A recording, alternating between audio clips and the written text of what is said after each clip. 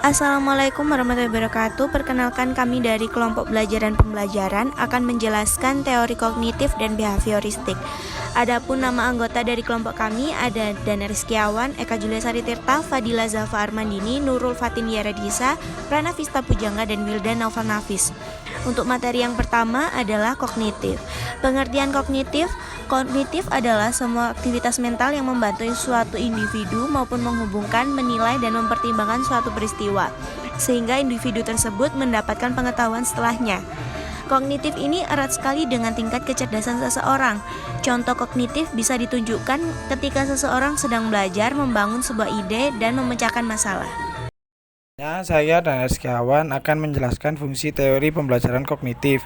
Yang pertama yaitu perhatian. Perhatian merupakan penyeleksi rangsangan yang nantinya menjadi fokus perhatian dan bisa diabaikan secara bersamaan. Rangsangan yang dimaksud bisa berupa bau, suara maupun gambar. Yang kedua, memori atau daya ingat. Memori atau daya ingat berkaitan dengan tingkat kefokusan seseorang. Semakin fokus, semakin baik memori atau daya ingat. Hal ini menunjukkan bagaimana suatu informasi akan ditransfer dan disimpan di dalam otak.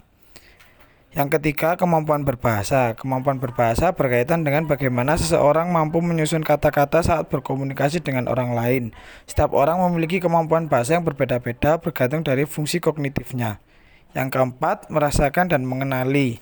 Kehadiran fungsi kognitif membuat seseorang bisa merasakan dan mengenali segala sesuatu di sekitarnya.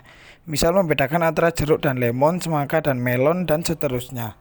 Selanjutnya akan dijelaskan oleh teman saya. Baik, saya akan membacakan materi selanjutnya, yaitu tentang prinsip kognitif. Yang pertama, proses belajar lebih penting daripada hasil. Yang kedua, persepsi dan pemahaman dalam mencapai tujuan belajar menunjukkan tingkah laku seorang individu. Yang ketiga, materi belajar dipisahkan menjadi komponen kecil, lalu dipelajari secara terpisah.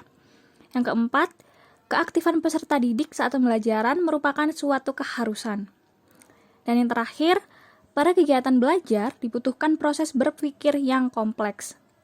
Dan salah satu contoh dari penerapan kognitif dalam lingkungan sekolah yaitu guru menggunakan bahasa yang mudah dipahami oleh peserta didik, serta memberi ruang bagi mereka untuk saling bicara serta berdiskusi dengan teman-temannya.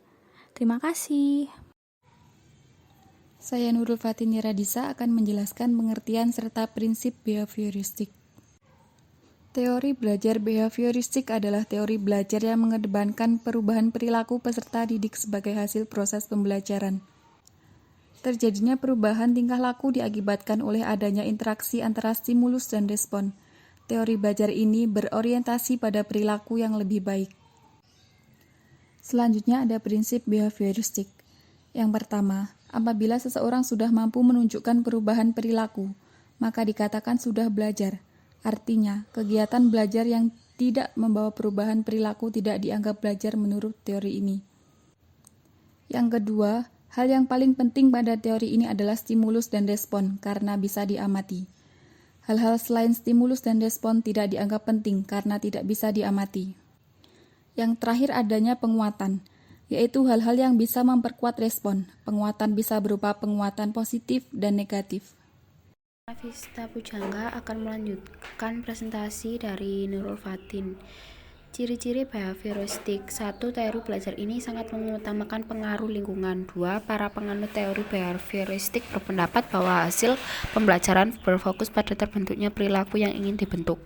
3. Teori ini lebih mementingkan pembentukan reaksi atau respon. Ada kelebihan dan kekurangan behavioristik.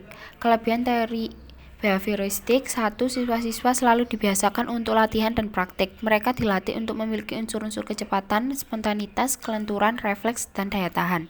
2. Siswa didorong untuk berpikir linier dan konvergen. 3. Siswa dapat dengan mudah mencapai suatu target tertentu dalam pembelajaran. Kekurangan teori belajar behavioristik. 1. Siswa sangat dibatasi kreativitas, produktivitas, dan imajinasinya. 2. Teori behavioristik bersifat teacher-centered atau hanya berpusat pada guru.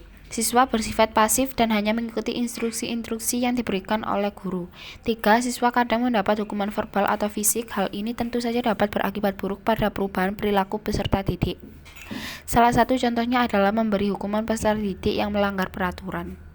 Baik, saya akan melanjutkan dari saudari Prana tentang penerapan teori belajar behavioristik.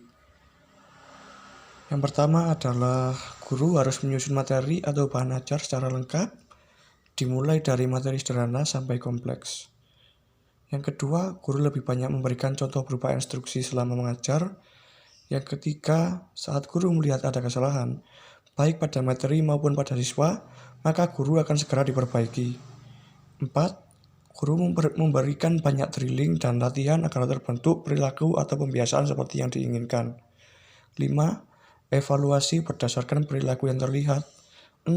Yang terakhir, guru dituntut memiliki kemampuan memberikan penguatan atau reinforcement baik dari sisi positif dan negatif.